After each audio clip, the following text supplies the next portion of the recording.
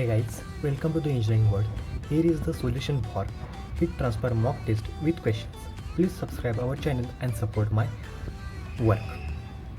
Here is the first question.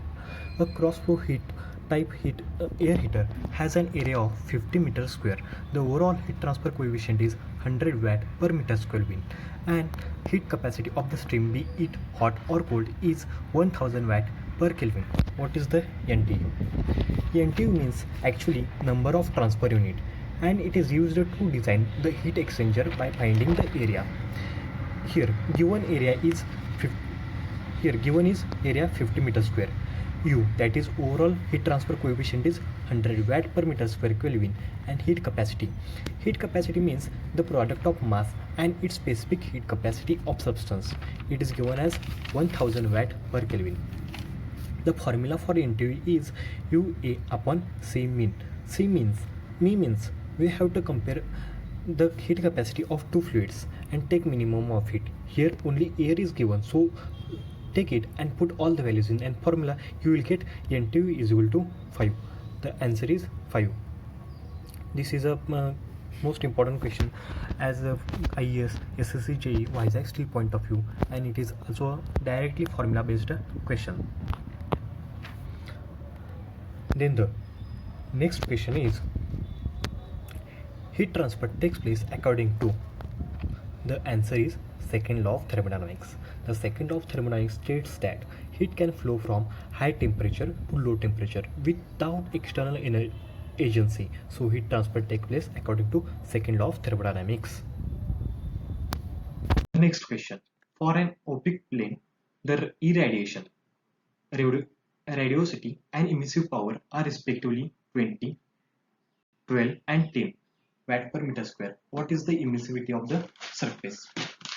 Here the answer is 0.8. For explanation. So what is the opaque body? The opaque body means non-transparent.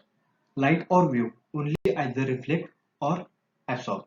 Let us consider this is a opaque body. Okay, the incident ray, these are the incident rays, only reflect or some will get absorbed. Then what is meant by irradiation? Irradiation means total incident radiations, and it is denoted by G. Then what is meant by radiosity? Radiosity means total radiant energy leaving a surface per unit time per unit surface area. Here radiosity is denoted by J. Actually, so total radiosity J is sum of the energy emitted plus sum of the energy reflected. So here emitted is E into epsilon into E, and energy reflected 1 minus epsilon into G. Then how is 1 minus epsilon into G? Actually, let alpha is the absorptivity coefficient. Then according to Kirchhoff's law, alpha is equal to epsilon. Some light or incident radiation will get absorbed. This will be alpha into G, and some will get reflect. That is 1 minus alpha into G. Why 1 minus alpha into G? Actually, the equation is alpha plus rho plus tau equal to 1. Then what is meant by rho? Rho is a reflectivity, tau is a transmissivity. Here opaque body, so tau is equal to 0. So rho is equal to 1 minus alpha. That is 1 minus alpha into G. This is reflective. This is reflected radiation. Hence, the given values are J is equal to 1 minute. I will correct it. The given values are J is equal to 12, G is equal to 20, E is equal to 10. And putting these values in this formula, we will get epsilon is equal to 0.8. The next question is, what is the ratio of thermal conductivity to electrical conductivity? These types of number of questions are asked in exam, so you have to remember the number dimensionless numbers. The correct answer for this is ratio of thermal conductivity to electrical conductivity is Lorentz number. Then it is a straightforward question. In forced convection, the surface heat transfer coefficient from a heated plate surface is a function of. For forced convection, 1 minute I will explain. For forced convection, the answer, the heat transfer coefficient is a function of Reynolds number and Prandtl number only. And for free convection, it is a Prandtl number and Grashof number free. Here forced convection is asked, so answer is Reynolds number and Prandtl number. Up to critical radius of insulation. Here is the graph of heat transfer, or you can say that heat loss to the radius of insulation. What is meant by critical radius of insulation? Critical radius of insulation is the radius at which heat transfer is the highest. Here is the critical radius of insulation, and here is the heat loss is highest. So before critical radius, here is before critical radius, if we add layer, then heat loss will increase. So added insulation increase, heat loss is the correct answer. Next question is, Nusselt number is related to Reynolds number in laminar and turbulent flow respectively as. It is a straightforward question. The answer is second one, that is Reynolds root of Reynolds number and Reynolds number is to 0.5 and Reynolds number is to 0.8. You have to remember this.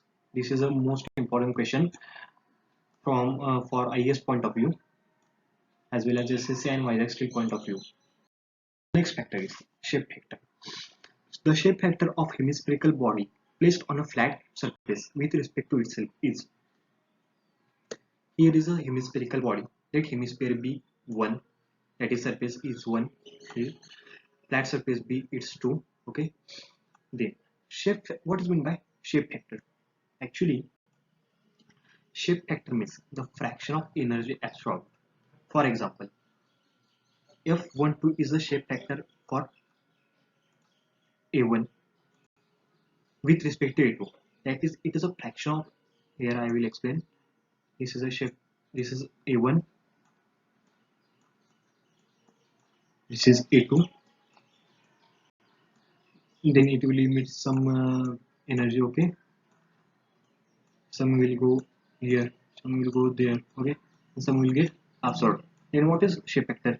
It is a fraction of energy leaving A1 that strikes A2. This is a striking. So that strikes A2 here. That strikes A2. Fraction of energy that strikes A2. Here, flat plate cannot the energy emitted by flat plate cannot intersect it again directly. Okay, it will goes to this hemisphere. So the shape factor of flat plate with respect to itself is 0 here. So F22 is 0 and F21 is 1. How it is? Actually, it is an additive method. F21 plus F22 is equal to 1. Then using the reciprocity theorem, A1 F12 is equal to A2 into F21. We will get F12 is equal to 0.5. The answer is F. So F11 is equal to, again using additivity theorem. Here we will get answer is 0.5. Then fouling factor. The fouling factor in heat exchanger can be defined as. Actually, fouling factor in the heat exchanger is the resistance offered due to the layer of scale and other stuff. So we know that 1 upon U. 1 minute I will explain here. So 1 upon U. That is, U is overall heat transfer coefficient. That is 1 upon U. That is the reciprocal of heat transfer coefficient represent resistance, and this resistance occurred when that is present. So this is a resistance offered by dirt, or this will, you can say, and minus the when it is a clean. So this is the resistance offered when dirt minus resistance of the clean body. So you will get a Pauling factor. So the answer is 2. 10th one. For balanced counterflow heat exchanger, the temperature profile of two fluids are. What is meant by balanced counterflow heat exchanger? For that heat exchanger, heat capacity rates of two fluids are equal. That is m dot Cp of 1 equal to m dot Cp of 2. Sorry for that, this type of mistakes. Equal to 2. Hence delta T is constant. Here is the graph. I will erase the 1 minute. Here is the graph. So delta T is remains the constant. Hence for this the lines are parallel and linear. Answer is parallel and linear. What is the critical radius of insulation for sphere? It is a straightforward question. The answer is 2k by h, 2k upon h, and for cylinder it is k upon h. The 12th one. For counterflow heat exchanger, product of specific heat and mass flow rate is same for hot and cold fluid. The NTU is equal to 0.5. Then effectiveness of heat exchanger is. For counterflow with CH is equal to CC. CH for hot fluid and CC for cold fluid. Heat capacities are equal. So here is a formula.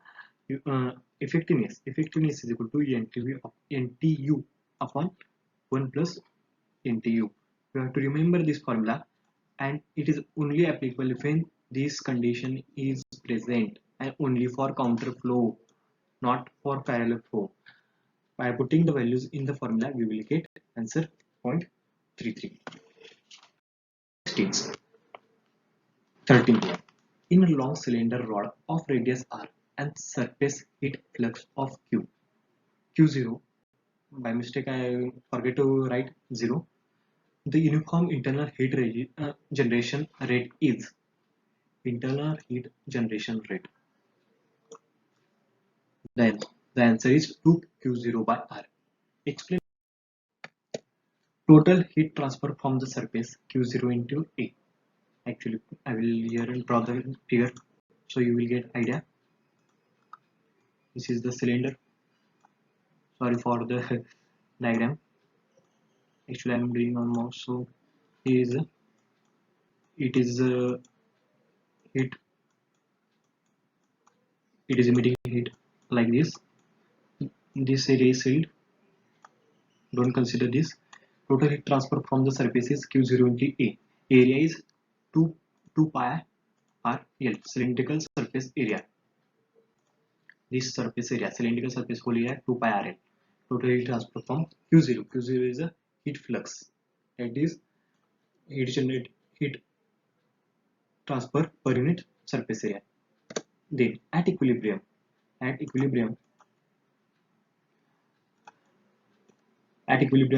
the total heat transfer is equal to total heat generated. Then what is total heat generated? Qg into volume. Qg is the heat generation per unit volume is equal to Q0 into A. Then Qg into volume is equal to Q0 into 2 pi r. We get Qg is equal to 2Q0 upon R. Got it? Next question. 14. What will be the geometric mean radius of heat transfer for hollow sphere of inner and outer radii R1 and R2? It is also a straightforward question. You have to remember this formula, and this is root of R1 R2. The correct answer is 4th one. Next is time constant for thermocouple is a time taken to attain. This is also a straightforward question. The correct answer is 16.32% of value of initial temperature difference. The next question is, fins are made as thin as possible. 2. Answer is to accommodate more number of fins. Hence, fins are used to increase the surface area. So we have to use thin number of fins and as much more as possible. Question is 17. A fin will be more effective when Biot number is less than 1. It is also straightforward question. In unsteady state heat conduction for bodies with negligible temperature gradient, time temperature variation curve is actually it is exponential. As unsteady state heat conduction, so and also temperature gradient is negligible, so it is lumped heat capacity problem, so it is exponential. For fully developed laminar flow and heat transfer is uniformly heated long circular tube. If flow velocity is doubled and tube diameter is halved, heat transfer coefficient will be for fully developed laminar flow. Nusselt number is constant. This is the condition. Then Nusselt number is equal to for tube h d by k, where h is a heat transfer coefficient, d is a diameter, k is a thermal conductivity. H is from this we get h is inversely proportional to the d. That is, when d is half, then h will be double of its original. Question is, for steady uniform flow through pipes with constant heat flux supplied to the wall, what is the value of Nusselt number? It is straightforward question. The answer is 4.36, and for constant wall temperature, the Nusselt number is 3.66. Next is, air at 20 degrees Celsius blows over a hot plate of 50 into 60 made of carbon steel.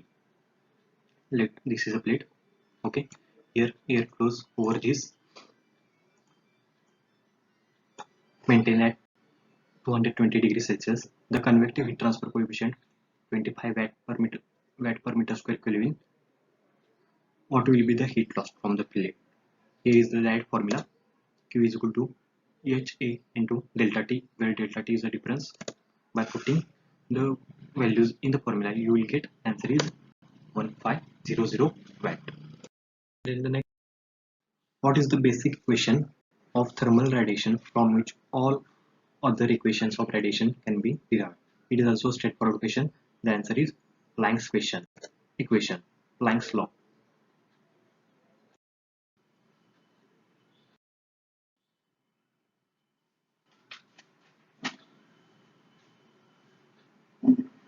Here is the next question. Two radiating surfaces A1 6 meter square and A2 4 meter square have shape factor F12 is equal to 0.1. Then shape factor F21 will be. According to reciprocity theorem, this is the formula. A1 F12 is equal to A2 F21.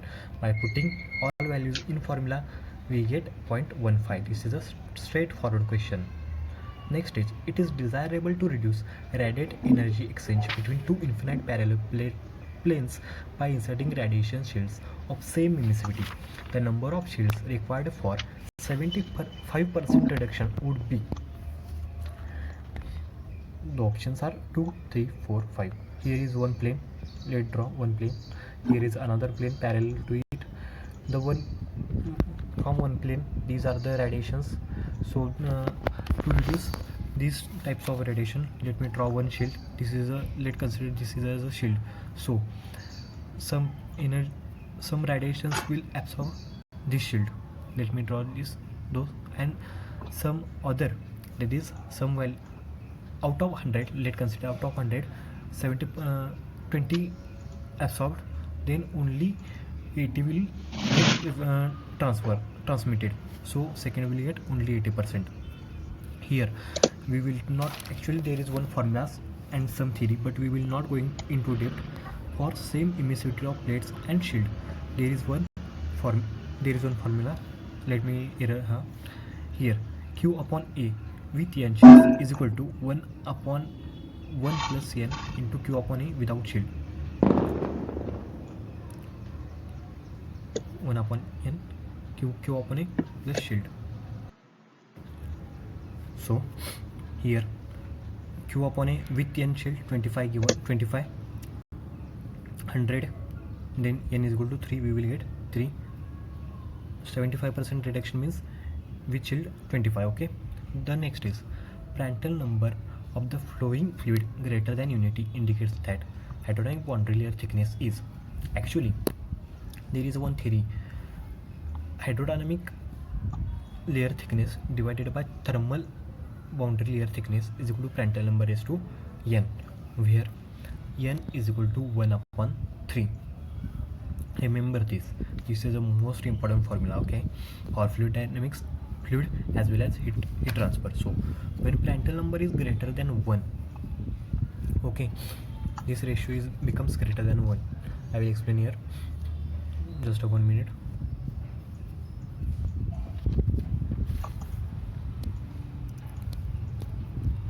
Right here, the delta velocity, that is we consider it as hydrodynamic boundary layer thickness, is greater than delta thermal. So the correct answer is Prandtl number of flowing fluid greater than unity indicates that hydrodynamic boundary layer thickness is greater than boundary layer thickness. In this way we conclude this session. Please subscribe our channel and give me support. I will do my best. Thanks, all the best. Stay home, stay safe.